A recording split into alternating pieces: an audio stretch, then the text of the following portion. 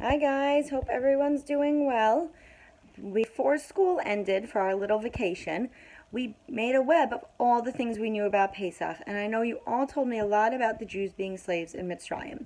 So here's the beginning of the Pesach story.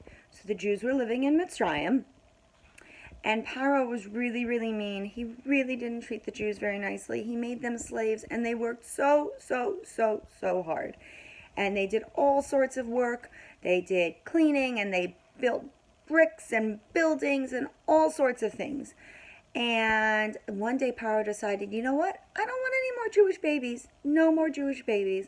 But there was this family. The daddy's name was Amram, and the mommy was Yocheved, and they had a son Aharon and a daughter Miriam. And they had a new baby boy named Moshe. And they hid Moshe in the house for as long as they could. And one day they couldn't keep him hidden anymore. So they built him a little teva, a basket, and the daughter Miriam took him down to the Nile River and put him in the river. And she stood behind the bushes over there and to keep an eye on him. And all of a sudden, Bat Paro, Paro's daughter, came down to the river. And she saw this little teva. And she wanted to see what was in it. And she reached her hand out, and her hand couldn't quite get it. So she reached further and further. And Hashem made a nace. And her arm reached and grabbed this basket. And what was inside? This baby boy. And she decided she was going to take him home to the palace and raise him all by herself in the palace with Paro.